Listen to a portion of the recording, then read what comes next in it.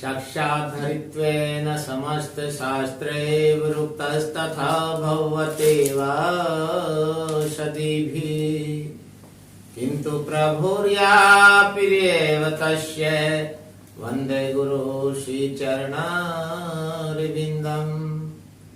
वाञ्छाकल्पतरुभ्यश्च कृपा सिन्धुभ्यैव च पतितानां पावनेभ्यो वैष्णवेभ्यो नमो नमः।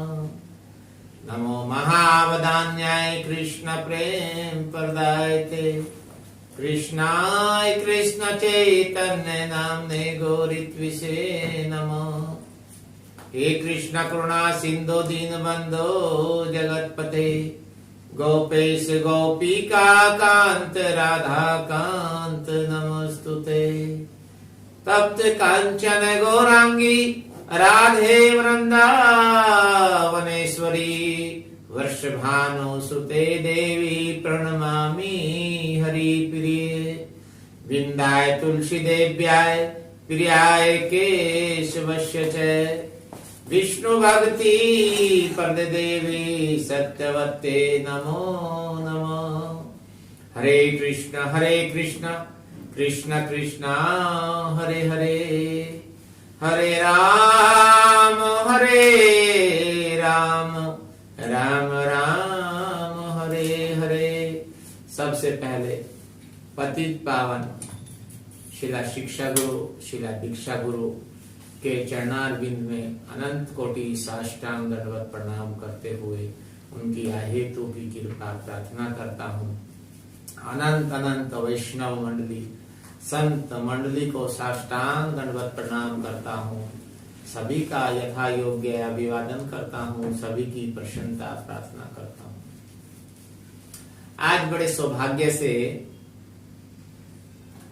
कान्हा जी कहिन चैनल पर मेरा आगमन हुआ और माननीय राजीव गोयल जी ने कहा कि जब आए हैं तो 2 शब्द कहने चाहिए।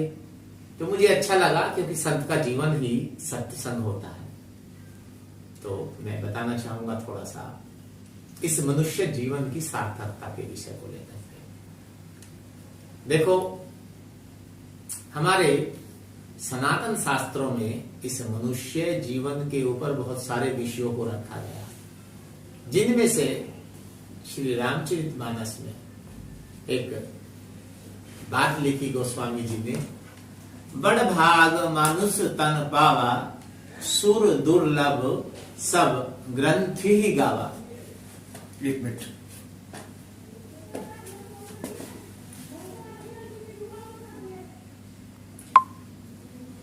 चलिए। बड़ भाग मानुष तन पावा सुर दुर्लभ सब ग्रंथ ही गावा। बड़े भाग्य से ये मनुष्य का शरीर मिला है, ऐसा सभी ग्रंथों में गायन हुआ है, लिखा गया है।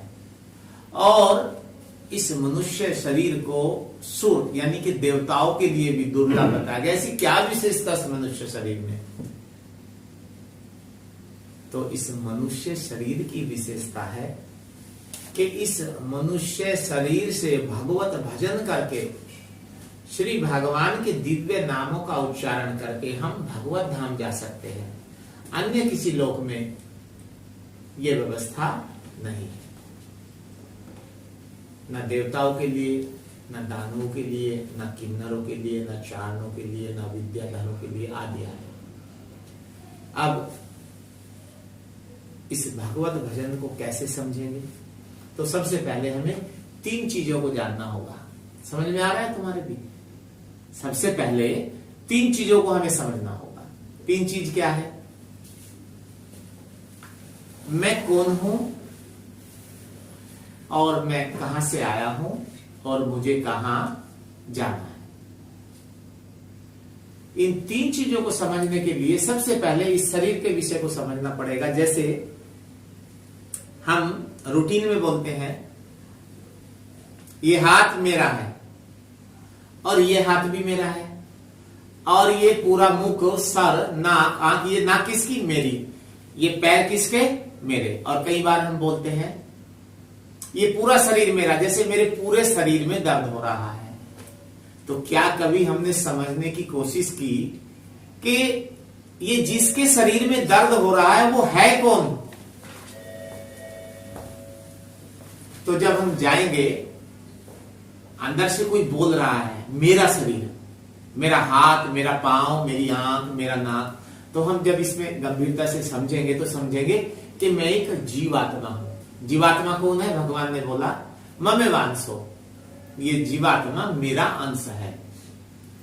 हम परमात्मा भगवान श्री कृष्ण का अंश है और इस शरीर में एक आत्मा के रूप में रहते हैं और इस शरीर के साथ रह करके सुख और दुख का अनुभव करते हैं। और क्या करते हैं? इसी शरीर में रह करके हम हरि भजन करके उन्नति करते हैं अध्यात्म में और इस शरीर के आवागमन से ऊपर उठ करके भगवान के धाम को प्राप्त करते हैं। कब प्राप्त करते हैं? जब हम इस शरीर के द्वारा, इस मन के द्वारा भगवतमय हो जाते हैं। भगवतमय होने के लिए क्या करना पड़ेगा? हमें भगवान का अभ्यास करना पड़ेगा। क्यों करना पड़ेगा? क्योंकि अनंत जन्म लेने के बाद में, किसी जन्म में हम कुत्ता भी बन के आए हैं, किसी जन्म में गधा बन के आए हैं, किसी में गाय घोड़ा बन के आए हैं, किसी में सर्प आदि बने हैं, किसी में देवता बने हैं। बहुत विभिन्न प्रकार की योनियों में इस आत्मा के द्वारा भ्रमण करते करते हमें क्या हुआ है? भौतिक चीजों का अभ्यास हो चुका है और भगवत भक्ति का जो अभ्यास है वो हमसे छूट गया है। तो अब हमें क्या करना है? पुनः उस अभ्यास को शुरू करना है और शास्त्रोक्त जो कलयुग में भगवान ने नाम का वर्णन किया, कलौ तद हरि कीर्तना, कलयुग में भगवान के सुमधुर नामों का जो कीर्तन है, गायन है, उसका उच्चारण करना है। हरे कृष्ण कृष्ण कृष्ण हरे हरे, हरे राम राम राम हरे हरे। इस महामंत्र का जप करके, कीर्तन करके, संकीर्तन करके भगवान के प्रति अपनी चेष्टाओं को, शारीरिक, मानसिक आदि चेष्टाओं को आकर्षित करना है, अर्थात भगवान से प्रेम करना है। प्रेम हो जाएगा इस महामंत्र से। हाँ, श्रीमद् चैतन्य महाप्रभु ने बोला इस भगवान के नाम के महामंत्र में इतनी शक्ति है कि ये अनायास ही जीव को अपनी ओर आकर्षित कर लेता है। इसलिए हमें क्या करना है? इस हरे कृष्ण महामंत्र का जप करना है और जप करते करते भगवान की ओर बढ़ना है। क्या होगा? जैसे हम भगवान की ओर बढ़ेंगे तो हमारे अंदर भगवतमय सद्गुणों की स्थिति आती जाएगी और हमारे अंदर से जो प्रतिकूल गुण है वो सारे निकल के स्वतः ही भाग जाएंगे। इसलिए इस मनुष्य जीवन की, मनुष्य जन्म की और मनुष्य शरीर की जो सार्थकता है वो केवल और केवल भगवत भक्ति करने में, भगवान नाम का उच्चारण करने में और श्री भगवान की सेवा में इस शरीर को, अपनी इंद्रियों को लगाने में है। अन्य भौतिकता में ये सब नहीं है। हरे कृष्ण।